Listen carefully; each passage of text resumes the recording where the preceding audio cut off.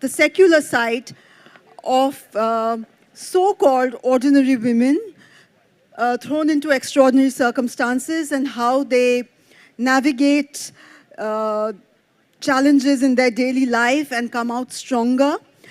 What I found very interesting is that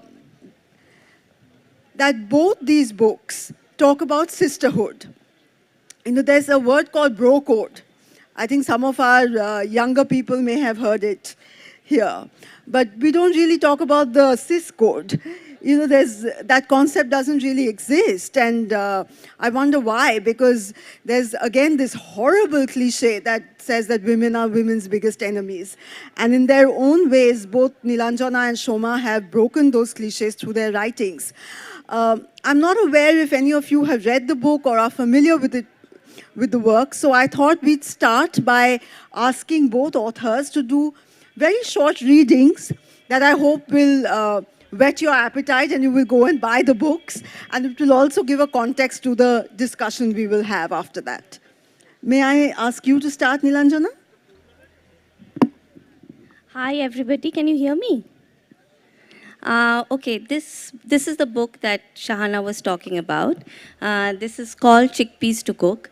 And frankly, Shahana, I mean, the moment I published this book and I put it up on Facebook or wherever, the first question was, is it a cookbook? Because women, they are supposed to write cookbooks, right?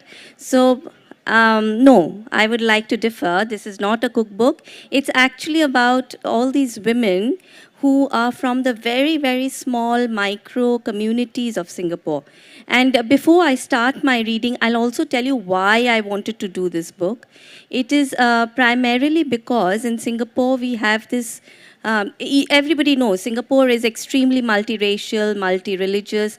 It has a lot of color and a lot of diversity. So in order to bring some discipline to that structure, the government of Singapore has formulated this model, which is called the CMIO model. Now, what does CMIO stand for? And this has been continuing from the colonial times. So, the CMIO is Chinese, Malay, Indians, and others. So, the Chinese, they constitute around 78% of Singapore. The Malays are around 14%. And the Indians are just 7%, whereas the others is just 1%. So that 1% is the topic of this book. I have selected some of the communities from that 1% who are kind of clubbed together and called others, and they obviously don't like that too much because that's a kind of loss of identity for them. So the passage that I'm going to read today is about the Bora Muslims. I think we grew up with Bora Muslims. We know a lot of them in Calcutta as well. In Singapore, there are around 800 families. So it's a very small community. And this story is about a girl called Sakina. And most of my stories are actually based on interviewing people. Of course, I've changed names, etc., for privacy. But otherwise, they're all true stories. So it starts with Sakina when she was really little, and this section is talking about her relationship with her father. But that day, they did not hear Abba's footsteps. When Sakina peered at the sound of voices outside the kitchen door, she knew why. That night, Abba was being carried downstairs on the shoulder of his friends. His friends had milled around him, and the loud cheering had hit the rafters of the basement, boomed in their tiny kitchen till it reverberated back from the trembling walls. Long live Hassan Bhai Zindabad, his friends had cried. They had talked about the task Abba had accomplished that day, retrieving a man from a house of questionable morality. You should have seen the expression on the man's face when Hassan Bhai dragged him to his wife, standing there shivering in nothing but his towel. They had laughed. Sakina had sneaked a look at her father's face from under her lashes. That broad smile of satisfaction, indulgent, even benign. that proud twitch of his jawline as he surveyed his friends below him, holding him up. It was the look of a man who knows how much power he holds in his grasp, when he doesn't need to flex his muscles any longer. She had seen him that day perched right up there on top of the world and known that's where she needed to keep him if she was to be happy. I watched Sakina turn the bangle on her hand over and over again. After a pause, she looks up, sighs. But who could explain all of this to Amma? That day had been a long one for Amma. Amma, that is her mother, Sakina's mother. By then, already in her third trimester. This pregnancy with Sakina's younger sister was proving to be difficult. Her feet would swell up every day like pow. The elderly Kakiji next door had advised her to massage her feet with mustard oil every night. It was late. All she wanted to do was to go to bed. And so, when Abba told her to cook dinner for his friends, she looked at his face for a moment and, in a voice that hovered uncertainly between assertion and entreaty, whispered, "Na, main nahi karu. No, I won't do it." Sakina watched Abba slowly walk into the kitchen. He looked around with great deliberation at the paratha that lay half rolled on the rolling board, the dry flour strewn on the floor like the talcum powder he liked to use. And then, in a flash, he had picked up the chamchi, still hot from the flaming griddle, and slashed it across Amma's face. I didn't look up. I couldn't, Sakina says. In the silence, she heard the beads of her sister's wooden abacus falling, click, click, click. And then, after a while, Amma started to cry softly, making a low mewling noise. And in her head, Sakina knew no was not a word to use in front of Abba. That was slightly longish, but I wanted to do the whole anecdote. Thank you, Nilanjana. I think that really sets you. the tone for Yeah. the conversation we are going to have with you about the book. But before that, Soma, if you would read out something from your book. Good afternoon, everyone. Thank you, Tata Kolkata Literary Meet. And thank you, Maladi and Shahana. Thank you, Shahana, for the wonderful introduction. So let me say a brief something about the book before I start talking. So this is the book which I am going to talk about, Frenny, Another Woman You Have Met. This book is a celebration of the homemakers. We are all homemakers in some other way. Even going to office, doing something at home, so at basically we are all homemakers. But what about them who really do not work anywhere and only at home? Do we celebrate their life? We don't. So the book comprises of 5 short stories of 5 different women. And my first story, which is named Frenny, is mostly, I would say, a real story about my friendship with Frenny. She is a 72-year-old woman, and I'm a 50-year-old woman. So we have a huge difference. But because of the difference, we have become so close friends. So age doesn't matter. So let me read a few excerpts from the book. Auntie, I brought the smartphone for you at the airport. Please don't say no. I bought it just for you. I'll teach you how to use it while we are here, and then we can do video calls every day. Frenny hesitates with the box in her hand.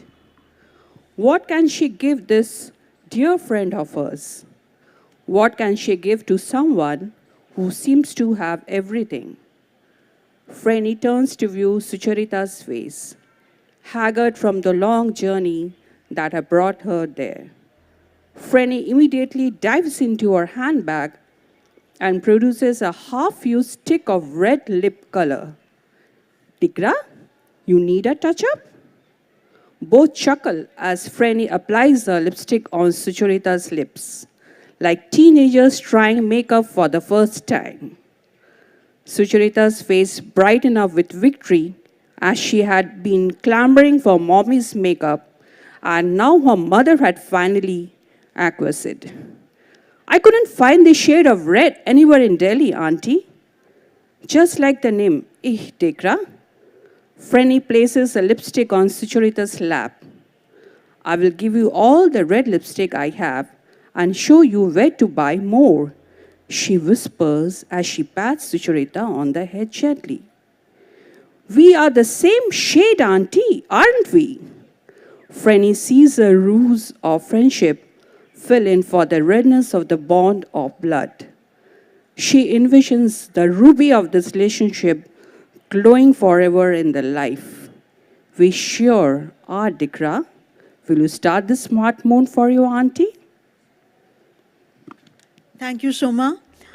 I want to just read a few lines from Taslima Nasreen's foreword to Soma's book, which I think is equally acceptable to your book as well. She says that no man can perceive the inner and outer worlds of women the way a woman can. Yet, most of the time we have to hear the stories of women's lives from male authors. Now women must tell women's stories. No one can tell such stories better than women themselves. This is what I found interestingly common into both your expressions. And, we never use the word, oh, this is a male-centric film or a male-centric book, but it's always a woman-centric book or a woman-centric film. Otherwise, we have chicklit. I mean, that's Otherwise, such a derogatory which term. frankly is quite pejorative. Yeah. So when you started writing, was this a conscious decision that you want to magnify the voices of women who are otherwise not heard, Nilanjana? Yeah, actually, Shahana, I started my academic career right from the beginning has been very closely associated with Myanmar. And I did a book on the women of Myanmar, and that included 3 journalists from the colonial to the modern times and Aung San Suu Kyi herself. And what I found was very different. They give you maybe, let's say, a worm's eye view of the society. And the view that I had, the perspective that I could build up from their interviews, etc., was very different from my mainstream understanding of Myanmar as a country and whatever it says about Buddhist culture, etc. So when I started to want to write about how multi-religious Singapore is, I wanted the women's perspective very consciously. And there too, because this is community literature, so there was a lot of pressure that I should only cover the very successful stories. And that was from the community leaders because, they want the communities to be shown in a very positive light. And from my friends who are let's say, the intellectuals of Singapore, they wanted to write about the intellectual women from the communities, the academics, the doctors. But I very forcefully wanted to just write about ordinary women. And that was a very conscious decision because I'm an ordinary woman myself. My mom has been an ordinary woman. She was not even fully educated. But I know just how extraordinary she was. And that's what I wanted to bring out in my book. And I hope I have been successful, of course. Shoma, you said that your grandmother was one of your inspirations for writing these stories, and this ties in with what Nilanjana is saying. Yes. So just tell us a little about your growing up and your first influences in storytelling and why you decided to write. Yeah. So growing up in Dhanbad, my dadi, I used to call her dadi. So my evenings mostly we used to spend with her. She had a cataract in one eye, and with one eye, she could read a book, but she was a book lover. So every evening, we all used to sit together, and she used to call me and said, today we are reading one chapter, today we are reading one story, would you like to listen? And this was an evening I would say, getting together and read it.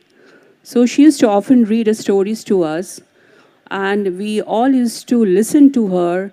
And every day it was like a kind of everyday routine for her. After taking a bath, we would all sit together and read the story. Thankfully, Netflix wasn't there then. Netflix wasn't there, yes. And my father, my brother, and Dadi, and me, we four used to all sit together and listen to the stories. Also, writing this book came to me like when my son was in school, like he was in what, seventh or eighth, I would say fifth, sixth, seventh kind of thing. So I was just writing it for myself, not for anybody. So one day his friends asked him, "What does your mother do?" So he said, a reply said, "My mother is a writer." He came back home and he said that, "Ma, do you know what my friends asked me?" They asked me, "What does your mother do?" So I said, "You are a writer." Then I said, "Beta, I'm still not a writer. I just write for myself." That inspired me to write Frenny today. And also because my grandmother was always there to inspire me when my childhood. So all those learnings which I learned from her made me think that, yes, I should write Frenny. That's wonderful to hear because I think it's the support system around you which is so crucial when you are setting out to write, especially your first novel Yes. and your or short story collection, and you're stories. balancing so many other things. Yes. Nilanjana, I wanted to ask you something. You have chosen very particularly to focus on the private face of religion, which is not a face that we see very often today, and which, frankly, I think is the only face there should be. Absolutely. What made you decide to focus and zoom in on this? Basically, again, like she said, Shoma said, and I mean, I was thinking of it when she was talking about her son. My daughter, I've seen her grow up, obviously, and she initially used to be call herself an agnostic, and then of late she's been saying I'm an atheist, and when you talk to these children of this generation, you realize how deep seated is the fear of religion in them. They have grown up in the shadows of the 9/11 attacks. Whereas we were maybe reading about Egypt, or we were reading about Roman civilization or whatever, for them history is 9/11 and all the fundamentalism, the radicalization that goes with it. So when I saw that fear, and when I know as a practicing Hindu myself that how comforting and what a beautiful refuge religion can offer, I wanted to do a book on women who are practicing a certain religion so that it would be a learning to me as well as to how are these religions different from my own and how are they similar, and also what happens when a lady sits in front of an altar and does her prayers. How is that private moment? What does it look like? I really wanted to delve into that. And what I found is so very different from the general notions about Singapore. Singapore is, we all know, it's the first world country in a third world continent. And it's known for being modern, it's known for being extremely westernized, it is known for being extremely rich and prosperous as well. But then when you delve deeper, and you actually look at these women from the smaller communities who do not belong to the state narrative. Because no state narrative is going to tell you about the Bora Muslims or the Parsis or the Jews or whichever community I've covered in this book. So when they are away from the limelight, what happens then? What does their prayer look like? What does she talk to her God about? That is what I very consciously wanted to delve into. And then, of course, when we are presenting it today, just a few days back, we saw a very public display of religion. I mean, nothing wrong with that. But then this is the face of religion that I find more enchanting and more deep and profound in its own way. Yes. Another Very very interesting. another very important aspect in your book, Soma, is friendship between women of different generations. There is again another cliche that, mothers-in-law and daughters-in-law cannot be friends. Kyunki saas bhi kabhi bahu thi, that whole genre of fiction.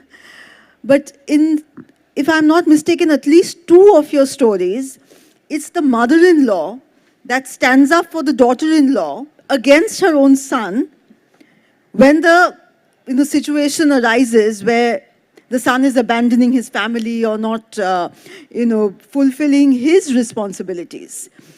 Is that also something which you've taken out of your own life, or is this just something that you feel, we need to highlight that this is also possible and maybe this is how it should be?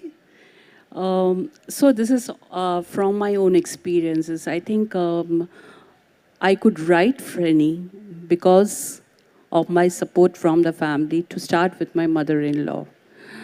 The kind of support system I have and I had and I'm having, because husbands are there to support you, right? They are there. But mother-in-laws, not always.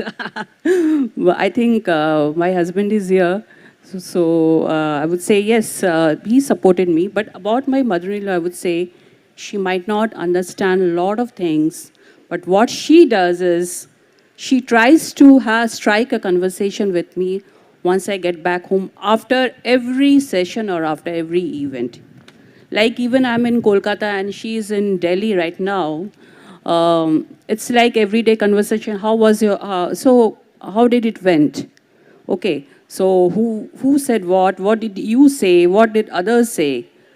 And you won't believe whatever. Sometimes it happens that, there are mails coming in, like about the Lit Fest.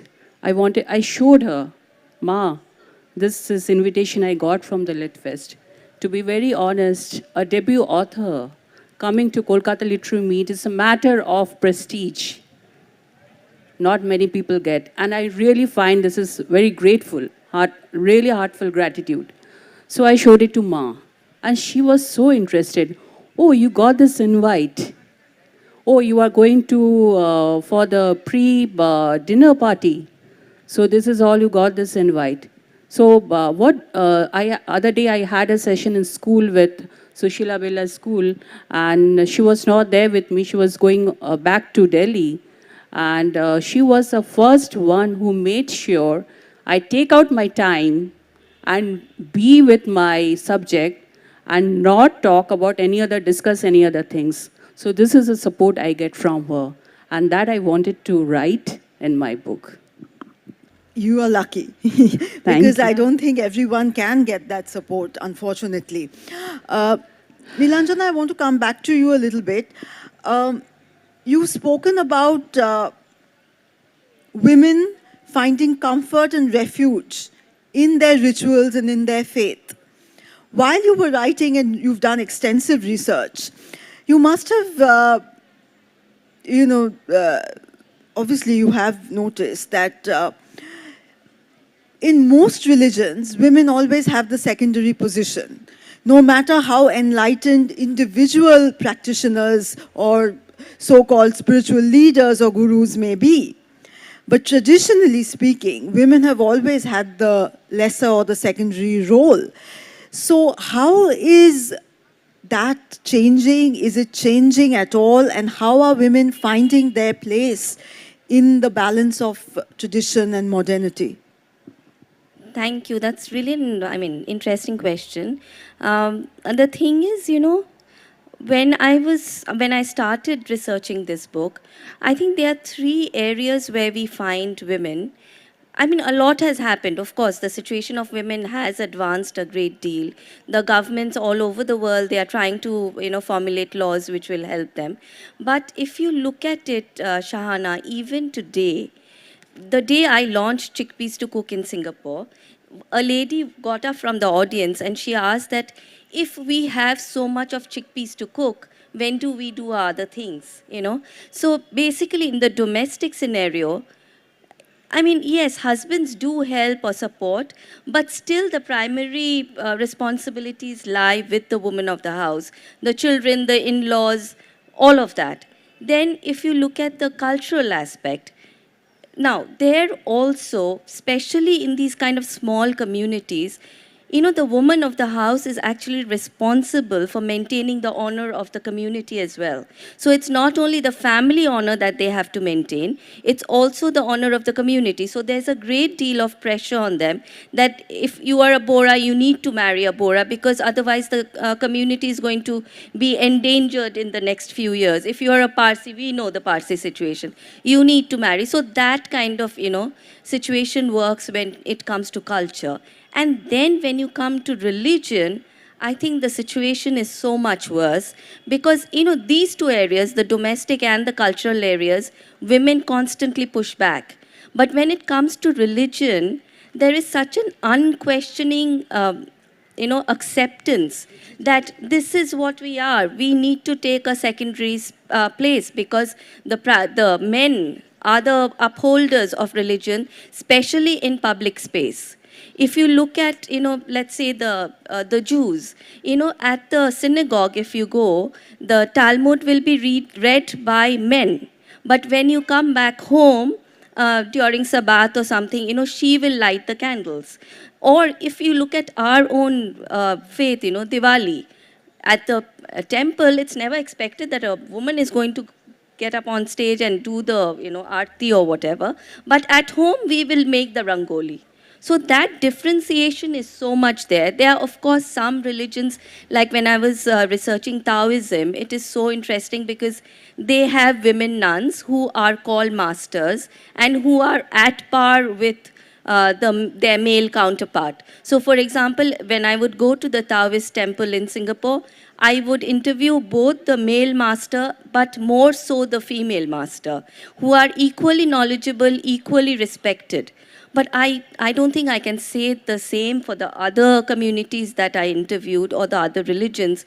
I mean, a lady, I won't mention the religion she belongs to, but she told me that her sarong cannot be placed in the same wash load as her father's because that will debilitate his spiritual potential.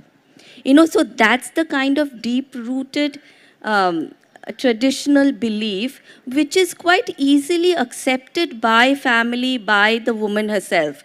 It is like, this is what it is, and we can't play around with God, so women will take a back seat. We are lesser than males or men when it comes to religion or when it comes to a public, showing a public devotion to God. You cannot be a priest, you cannot be taken to, though of course in London I did see in St. Paul's Cathedral, this time I was there for Christmas, and there was a woman priestess who was conducting the ceremony. So I guess things are changing, but across Southeast Asia, it's a long way away. Yeah. Yes, I mean, we also have now, Vedic wedding ceremonies in Calcutta, in fact, where I know there are these group of women priests who conduct the ceremony. But yes, it's really a very imbalanced situation. Just like there are religious rituals, there are also non-religious rituals which are associated primarily with women. There's a beautiful story in your collection called Amiran, set in Kashmir, where the grandmother is stitching a shawl eventually for her granddaughter's trousseau. Yes. And what I found fascinating was that the story was told from the perspective of the shawl. And it took me a couple of paragraphs to realize, oh, okay, this is the shawl's voice that's speaking. Where did you get this idea and why? We would say about a childhood where this Kashmiri walas used to come with a bundle of shawls, if you all remember. Very good looking very good shawl looking. walas. Yeah. So our childhood, where like every house used to come with the white bundle, 2-3 bundles of shawls, and they used to take out, and we used to see those beautiful embroidered shawls. And also Kashmir. Everyone in our childhood had visited Kashmir once. So that memory of Kashmir and those beautiful women, the beautiful Kashmir, the shawls, I always had a liking for Kashmir because it's so beautiful, and everything about Kashmir I really liked. Apart from the other things, the problems which is going on, that's different story altogether. But I always had a kind of a liking for that place, which and also this Kashmiri walas, which always had me in my mind that why not write stories on them. And the little daughters, I had seen them when the Kashmiri houseboats, we used to go there, how these houseboats had all these women making meals and those small, kids moving around. So I was like very inspired from childhood from them, which in a later life inspired me to write this story called Amiran, about the shawl. We were having a conversation before we got onto stage about the longevity of stories. How do you hope that these stories will live on? And we were talking about, the proliferation of the OTT platforms and how they have really, in a way, helped, stories to attain a kind of posterity, which is not always possible in the written word alone. And I think both of you have plans of, fledgling plans perhaps, of turning your stories into visual adaptations. So tell us a little bit about them before we then want to take some questions from the audience if anyone has anything to ask. But first, I want to ask both of you the same thing. Yes, because the visual medium, I would say it's on a wide thing and people relate to it. Once they see it on a cinema, the film, the stories, they kind of, it stays. Yeah, it stays with you. And the film thing is always that once a film is made, you can watch it whenever you want to. And it's always in the audience mind. The one question I always come across that lot of events I go through, people ask me, ma'am, is the book for OTT? So this question is very common to me now. So I would say I never thought about it when I was writing the book that will it go for the OTT thing. But after reading this book, a lot of people gave me this kind of input that Soma, your book should go for films. The subjects are all the women-oriented stories. So at a go, it should go for films, for OTT, for web series. So I really felt good listening to it but I was not prepared for that. But yes, if it goes, hopefully, and I wish someday it's made into a film, Franny and the other women have met, and I will be really happy on this fact that people can see it, relate to their own life, because it's all for the homemakers and all for the ordinary woman. And my book is a kind of to relate for all the masses, any age group, from young to old can read this book. So this was my tribute to the homemakers, and I would be really happy if it is made into a film one day. I wish so. Nilanjana, do you think it's, as a writer primarily, who deals with the written word, that if someone comes and asks you, is this going to be turned into a film, or when can we see something on OTT, is that encouraging, or do you think, It's encouraging, of course, Is Shahana, it? because, Yes. shelf life of a book is not very Exactly. long, unless, of course, you've managed to write a classic, which I'm sure we will someday.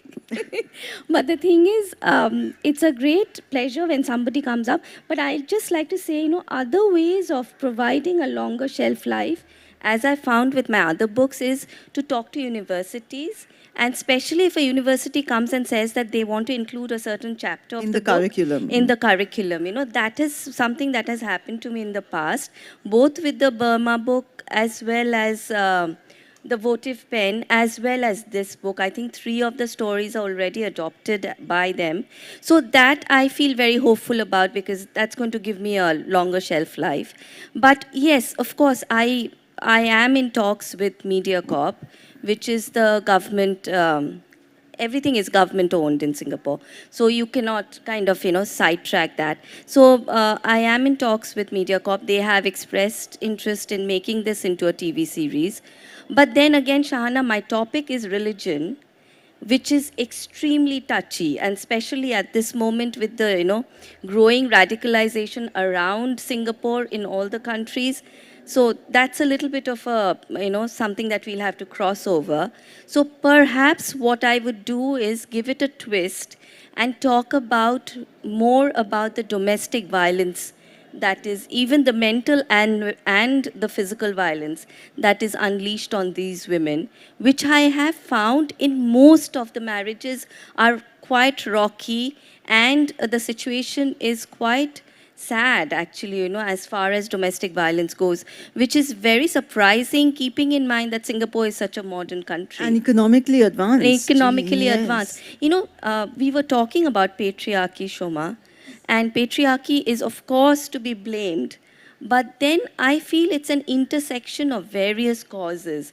When we move away from patriarchy, when we look at young couples who have established their homes, where, at times, like I call my husband by his name, and not only that, I call him Tui, because we were college mates. And that is something that is quite common among the youngsters. So at that point, what happens is the traditional role that a woman is supposed to handle in a household, that doesn't work. We are going beyond gender roles. And the man also cannot impose his authority based on patriarchy. So there's a kind of, sense of powerlessness, I guess.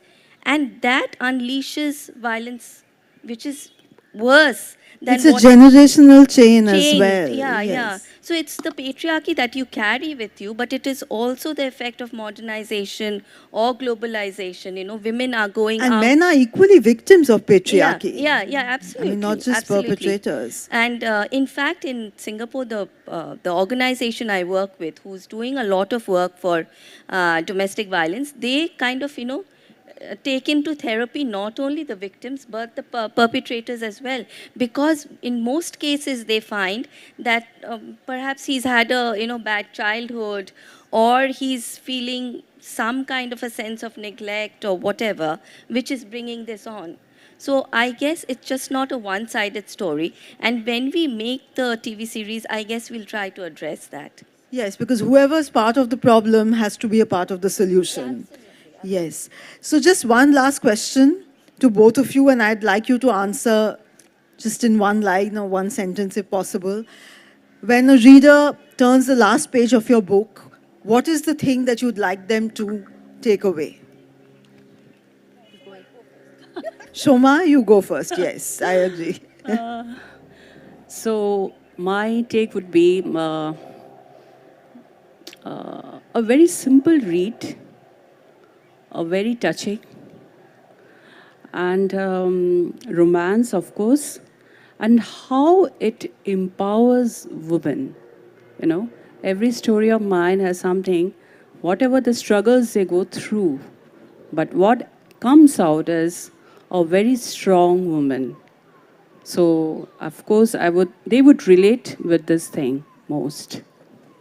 Thank you, Shoma. Nilanjana? Just one line, right? Well, yeah, 2 lines, okay. So basically, I think what I've tried to put in this message, that, giving is important, compassion towards others, and we women, how it is. We have grown up on the ethos of sacrifice. So that is important, of course it is, but then compassion towards oneself is far more important. And once you have that, you can reconcile yourself to the world much easier.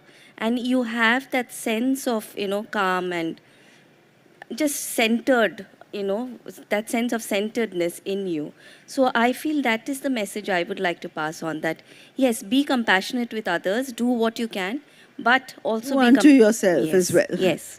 I think Yes, I Shoma. totally agree with Nilanjana, because once you have done for others and once you have done for yourself, I think that's Yes, the you most... can't pour from an empty vessel. So yes. if you do for yourself, I think you will be at peace at the end of the day.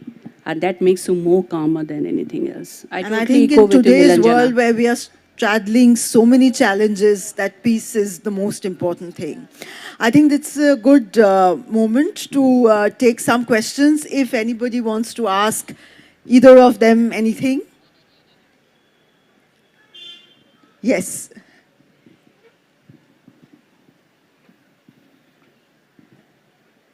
Congratulations to both of you for the lovely books. So I have one question. What I understand, these are the stories are based on, these are true stories. So did you have to take permission from the main characters of from these women about whom you have written? So to both of you, I think please. this goes to Nilanjana. Well, yeah, you're correct. These are true stories and extremely sensitive stories because, like I said, I ventured into the inner sanctum of a woman's life. So, what we decided to do, I and my publisher, Penguin is the publisher of this book, that, we would change the names to kind of maintain the privacy, but the stories would be as close to real life as possible. And yes, I did have to take permission not only from the person herself, but also from the community leaders. So, because Singapore being so small, the Parsi community, for example, it's just 300 families, 350. So, everyone knows each other. And that's a very sensitive ground that you're walking on. So I felt that I need to kind of maintain the dignity of the woman even afterwards. Her story should not be out in the open for everybody to talk about. So, yes, I have kind of taken permission as well as written the stories in the best way possible, kind of, bringing out the best of the woman. That was a compulsion that I felt. And you think that would be sort of the approach which universally is the best thing to do, even in Kolkata? Absolutely. Though, of Yeah. course, India is so large, that if you write about somebody and don't mention the name, I don't think anybody will really get to know. But yeah, it would be best to take permission, I think, is absolutely necessary. And, I'm sorry, I didn't get your name. My name is Rajeshwari. Hi. So, Rajeshwari, even when I was doing Burma, and I was talking about women who are quite well known over there. So, just building that trust with the person you are interviewing is also so important. You have to kind of keep going with the conversation and helping her to learn something about you as much as you want to learn about her. So, it's a reciprocal process, and you have to go with the flow. It's not that, you just breeze in and get the interview and write the story and it's over. It's kind of a long-term process. And that's where I think what Shahana talked about, the whole idea of sisterhood comes in, Right. that you have to, I started from that point that I want these people to trust me with their stories because, I will perhaps do some good to them when I'm writing about it. So that sense of sisterhood and trust needs to come in before I think you can even start writing. And perhaps also show a draft copy before. Yes, you absolutely. publish. I did So- that. I did so that they as well. know what is Multiple drafts, multiple drafts. Even Edwin Thambu, the book I wrote just before this, that is also a biography. So multiple drafts with the poet. And that becomes a fun part of the whole process, because every time you're learning, your mind is opening up a bit more. I would like to add a bit to Nilanjana what she said. That I totally echo with the thoughts what she said that you should take a consideration when you're writing a story of a woman, especially if it is story about women. It's very sensitive. Okay, whatever, wherever you are talking about, or whichever place you are talking about with her. So you have to understand her sentiment, her emotion. And if you are writing her story, like in my story, Frenny is a character which is a real character. So I had to take a permission, right? I used her name Frenny because it's a real name. So I had to ask her permission, talk about her that this is going to be on the book. Because it's very sensitive thing. One day she might ask me, why did you write, a homemaker? She's absolutely a homemaker. And You know, Okay. a lot of times the family objects, The family even if objects, she's not yes. This is objecting. what you said, upholding the honor of the family and the Family, community. That burden community. always It's on the falls, woman. yeah. And the on last thing the, you want to do is increase that burden in any increase the way. burden. Yeah. Always a question comes to a woman, why did you? Why? So we as writers have to be kind of very careful of the fact that we should not hurt their sentiments or hurt their sensitiveness. Thank you so much. Really appreciate Thank you. it. Any other questions? Hi, my name is Kushi. I have a question to you about how you think religion should be passed on to the younger generations, because we already spoke about how some rituals exclude women or they place them in a secondary position. But then there's also the question of the erasure of history and culture. It doesn't get passed on to the future generations if they just refuse to interact with it. So, what do you think is the best way for these rituals to be passed on? What's your name, you said, sorry? Kushi. Kushi. I mean, I can't tell you how important this question is. And wherever I have talked about my book, this has come up in such a big way. Because, you know, these communities are so small. If I don't pass on the legacy to my daughter or my son, it's going to just end up being, being extinct beyond a point. So, intergenerational dialogue, that is something very important. And I think each one of us as mothers or fathers, we need to very consciously do that. Now, I have a certain point to make about that as well, that if you're going to talk about your daughter, to talk about religion to your daughter, who is a generation ahead of you and thinks very differently from you. Now, if you're going to teach her all the orthodox stuff, and tell her, listen, this is what you need to do after marriage. Listen, this is when you need to get married. This is when you need to have a baby. This is all our culture. This is all our religion. I'm sorry, that's not going to work. You know, in numerous of my literary festivals or wherever, I have had young girls come and talk about it later on. In the open forum, they'll say that, I am a homosexual and I can kind of confess it in public here, but when I'm talking to my mother, I cannot. I'm still to confess about it to my parents. So if that is going to be the relationship between generations, then forget about it. It's not going to happen. So the mother also has to be conscious that, what she's passing on is acceptable and more universal than just limited to your family or to your culture. It has to be acceptable to the person you're talking to as well. That's a different generation. True. Any other questions? We have time for just one more question. The gentleman at the back, and then we'll have to wrap up. I have a question for Nilanjana. We also grew up amidst religion and things like that. So we were pretty comfortable with whatever. We were comfortable with our own religion and we were comfortable with others' religion, our friends' religion as well. Nowadays, I don't know, because of this one segment of students who are not so religiously inclined, and the other segment of students who are extra radical, how do you think it can be balanced? I mean, what as teachers, what as parents, I'm Shubhajit. Yeah.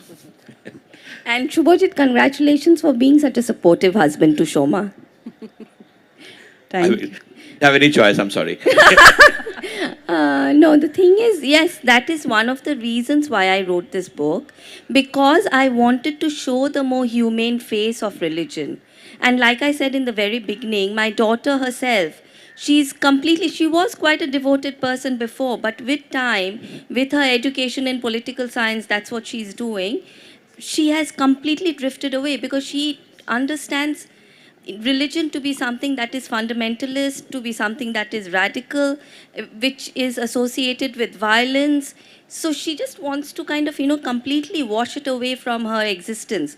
But that is not what it should be, because religion is a very important part of our identity. So this book and a lot of other books are also being written about difference, about diversity. I guess these are all attempts to kind of, help them to understand what religion truly is.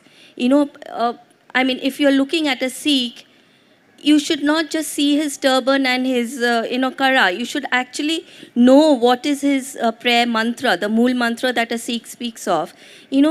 That kind of, if we are, what happens in most diverse countries is either we are totally radicalized, I'm sure many of us are not, but otherwise we just tolerate other communities, we tolerate other religions. We don't really empathize with them. So the point at this point of time is to, move from tolerance to empathy. If we can do that via these books, the TV shows that we are planning, well enough. Thank you for being such an engaged audience. And just before we wrap up very quickly, what's next for both of you in terms of books? And Soma? Yeah, very interesting. My next book is titled, I Had Enough of You. Lovely. To Shubhajit, is it? It is. Once we were stuck up in in US due to COVID, he had COVID and we were stuck up in a room for about 1.5 months. With me, he was stuck up. So he said at the end of the vacation, when he was okay, he said, I had enough of you. So I said, let my next story be, I had enough of you. Okay, so that whets the appetite. We'll leave it at that. And Nilanjana? Mine Anything is, you're working on? I'm going to start actually once I go back. It's on difference. The thing is, I grew up in Calcutta and that to North Kolkata. And, those very placid gullies. And the moment you step in, life kind of, slows down a notch or two. And you see these mosquito nets rolled up and, the DC fans which are going round and round. But even within that North Kolkata scenario, there was such a sense of flux because you're constantly crossing boundaries. You're crossing the boundary of community, you're crossing the boundary of class, you're crossing even the boundary of country, because a lot of the people, residents, used to be from Bangladesh, whereas we were the Ghotis and they were the Bangals. So these lines of differences are so many. When you talk about a Mohun Bagan and East Bengal match, the passion with which my brothers support Mohun Bagan, they are willing to kill for it. So, we are constantly kind of crossing boundaries, kind of getting to know new cultures. So something on those lines, so talking about difference and talking about what happens when we cross a boundary. Thank you so much, Nilanjana. Thank you, Soma, from the back blurb of Thank you. Nilanjana's book. When individual stories are sewn together, it transforms yet again into a connected journey of intimate understanding. So here's to more intimate journeys and understandings. And I look forward to your new books. And thank you so much for being here with us today. Thank you, Shahana. And thank you to all of you.